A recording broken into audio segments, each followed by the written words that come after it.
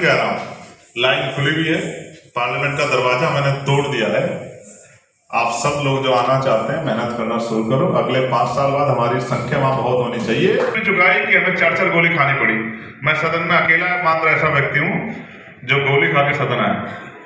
तो डर से कहता हूँ कि देश के अल्पसंख्यक समुदाय में जो मुस्लिम समुदाय है वो बहुत डरा हुआ है, उनको नहीं डरना चाहिए। उनकी आवाज उठाने के लिए हमारे जैसे लोग खड़े हैं जो अपनी सीना आगे कर देंगे। अगर गोली की बात आएगी तो खून का कतरा कतरा लगा देंगे। मेरी बात को आप याद रखें। जिस समुदाय का प्रतिनिधित्व नहीं होगा विधानसभा और पार्लियामेंट में उसकी कोई बात कहेगा ही। अगर किसान नहीं, तमन्ना अगर सच्ची हो तो रास्ते 1000 होते हैं और तमन्ना अगर झूठी हो तो बहाने 1000 होते हैं ना।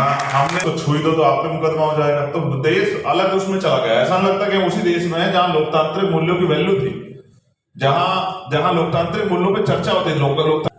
तो जैसे राष्ट्रपति जी ने अभिभाषण में कहा कि हमें बहुत उत्तम शहर बनाने, तो मैंने आज ये भी कहा कि हमें उत्तम गांव भी बनाने, क्योंकि 70% आबादी तो गांव में रहती। भाई रोहित जाखड़ जी, मोहित तोमर जी, वर्मा जी, प्रशांत जी, भाई मैं आप सबका भी धन्यवाद करता हूं कि आपने मुझे यहाँ बुलाया।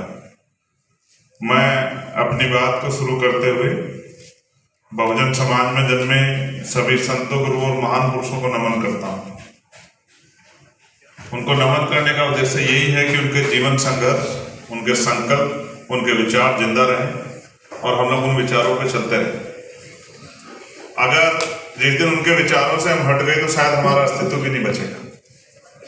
तो मैं पुणे यहाँ उपस्थित सभी सम्मानित साथियों का भी धन्यवाद करता हूँ। इस स्पेस में मेरे बहुत सारे पुराने साथी जिन्होंने मेरे साथ लंबे समय काम किया है, और जब मैं यहाँ बैठा तो मेरे याद आया रोहित भाई कि मैं एक बार पहले यहाँ आया था। मध्य प्रदेश का एक साथी है, वो फिल्म मेकर है, उसने एक कार्यक्रम कराया था और उस दिन की स्पीच मेरे आज भी याद है। वो बहुत वायरल हुई। उस वक्त मैंने कहा था कि आरोप लगाना आसान है, लड़ाई बड़ी कठिन है। माँ हाथ खींच लेती है जब उसको पता लग जाए कि बेटा आंदोलन में जा रहा है, वहां इसकी जान जा सकती है। जब मैं यहाँ बैठा था तो और मैं देख रहा था हमारे समाज में लोग बैठे हैं, तो मेरे याद आ रही थी वो बात। ये किस्सा 2019 का है और आज हम लोग 2024 में हैं। हम लोग आज भी वहीं उसी लड़ाई में खड़े हैं कि देश में किसान, कमेरे, नौजवान, मजदूर, तमाम तरह से जो है हक वंचित समाज के लोगों को इज्जत सम्मान की जिंदगी मिलनी चाहिए। और अच्छी बात यह है कि आपके प्रोग्राम में बोलने से पहले मैं पार्लियामेंट में अपनी बात जो है राष्ट्रपति अभिभाषण पर रखे आया सारे मुद्दों पर। मैंने कोशिश की कि जो भी जरूरत है उस पर बात रखी जाए। और एक साथी मुझसे पहले जो वक्ता बोल रहे थे वो कह रहे थे कि मैं छात्र संघ चुनाव पे भी, तो मैं अकेला व्यक्ति हूँ जो पिछले 2 महीने से लगातार छात्र संघ चुनाव पे बोल रहा हूँ कि छात्र संघ चुनाव बहाल होने चाहिए, क्योंकि मैं छात्र संघ चुनाव की अहमियत समझता हूँ। आप छात्र संघ चुनाव को इस तरह समझिए कि जिनके पीछे नाम है या जिनके पास रिसोर्स है या जिनके पिता MP MLA रहे हैं, मंत्री रहे हैं, उनके लिए राजनीति करना आसान है। लेकिन मेरे जैसे प्राइमरी स्कूल के मास्टर का बेटा कहाँ सीखेंगे? हम जब कॉलेज और यूनिवर्सिटी में जाते हैं तो वहां वो हमारी प्रयोगशाला होती है। वहां हम सीखते हैं कि अपने अधिकारों के लिए कैसे लड़ा जाता है। हम कास्ट सिस्टम से ऊपर उठते हैं, अपने साथियों के लिए लड़ना सीखते हैं। हम इंस्टीट्यूशन के खिलाफ लड़ते हैं, वहां पुलिस का भी सामना होता है, हमें कई बार परेशानियों का सामना भी होता है। तो हक के लिए लड़ना हम लोग वहां सीखते हैं। तो एक जरूरी क्लास है, लेकिन ताकतवर लोगों ने बंद कर दी।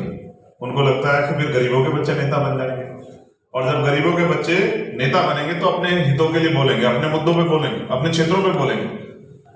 तो जैसे राष्ट्रपति जी ने अभिभाषण में कहा कि हमें बहुत उत्तम शहर बनाने, तो मैंने आज ये भी कहा कि हमें उत्तम गांव भी बनाने, क्योंकि 70% आबादी तो गांव में रहती।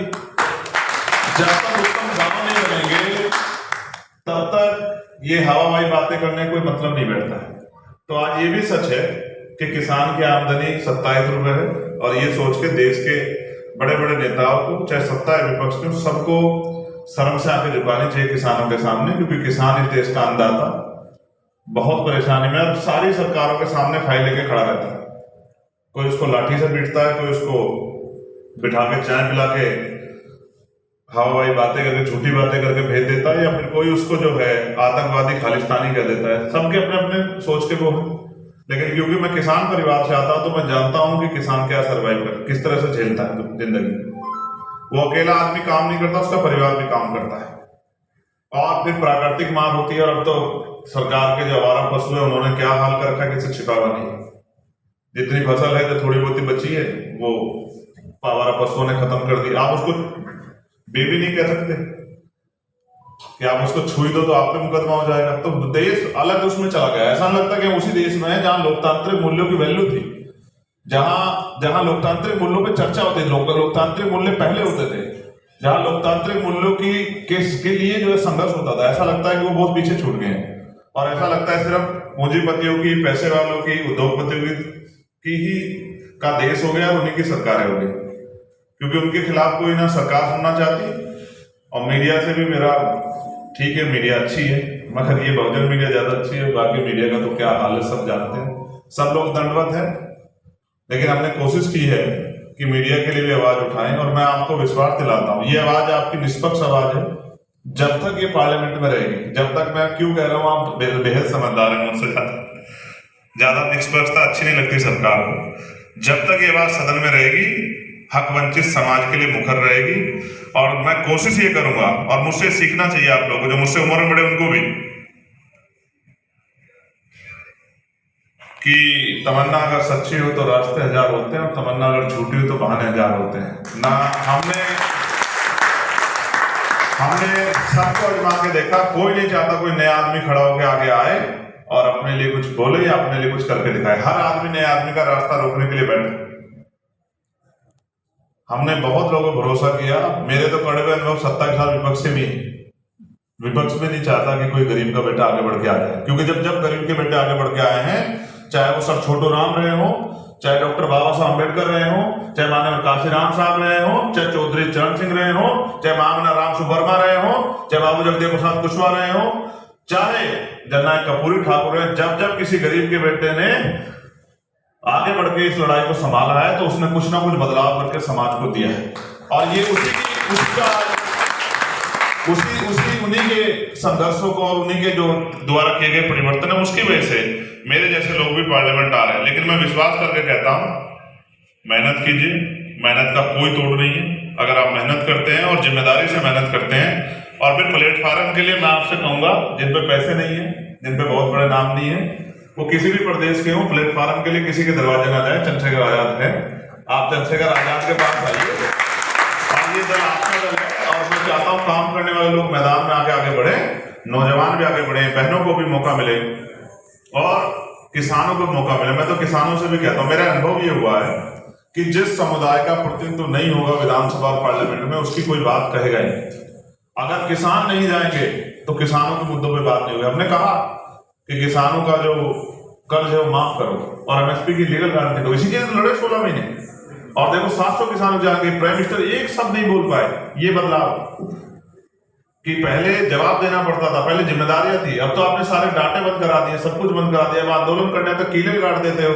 तो इसलिए मैं कह रहा हूं, किसानों का भी प्रतिनिधित्व हो, कमेरों का भी प्रतिनिधित्व हो, नौजवानों का भी प्रतिनिधित्व हो, महिलाओं का प्रतिनिधित्व। और मैं आपके मन से कह रहा हूं, बड़ी कड़वी लगती है मेरी बात, क्योंकि जब मैं खरी बात कहता हूं तो बहुत दुख देती है लोगों को। मैं इस बात से नहीं डरता। मेरा मानना है सच कहते हुए, जैसे मैं सतगुरु रविदास जी महाराज को मानने वाला व्यक्ति हूं, तो जब उन्होंने सच कहा तो उनको जेल में डाल दिया, तो वो जेल से नहीं डरे जेल से, मगर वो अपने सत्य की बात पे खड़े रहे।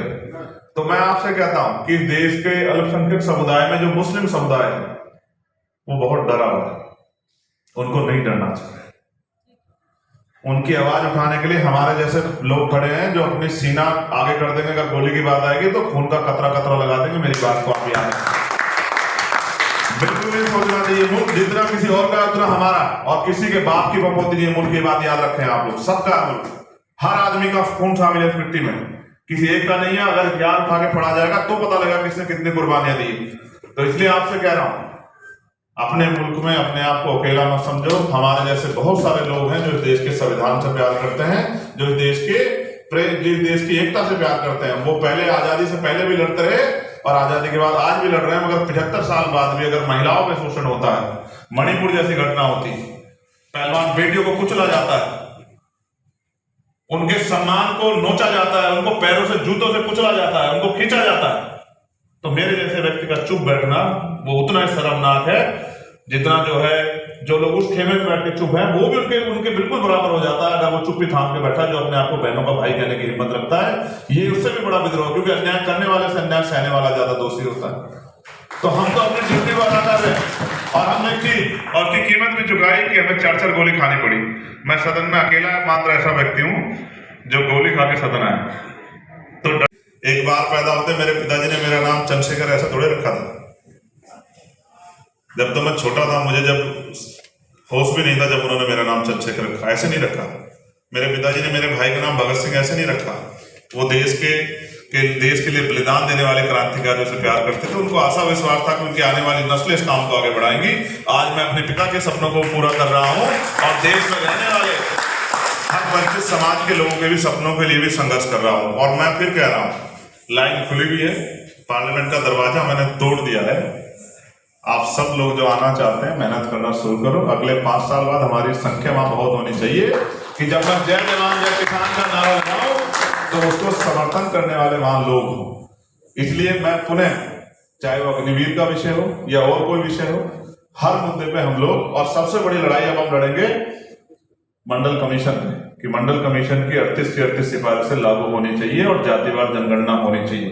क्योंकि जब तक जातिवार जनगणना नहीं होगी तब तक पता ही नहीं लगेगा कि किसका हिस्सा कौन खा रहा है। और हमें जो आपस में लड़ाया जा रहा है वो लड़ाई तभी बंद होगी जब ये धूं धड़ेगी कि हमारी इस हालत का जिम्मेदार 70 साल बाद भी कौन है। तो मैं पुनः, क्योंकि समय की आज कमी है और मैंने रोहित भाई से और प्रशांत से वादा किया था, भाई साहब से भी, कि मैं कोशिश करवाऊंगा। तो मैं प्रधानमंत्री जी को छोड़ा, देखिए मेरे लिए आप कितने जरूरी। मैं प्रधानमंत्री जी का भाषण छोड़ आया क्योंकि मुझे आपके साथ आके बैठना था। और मैं फिर कहता हूं, मेरा भरोसा है कि आप ही हैं जो प्रधानमंत्री बनाते हैं।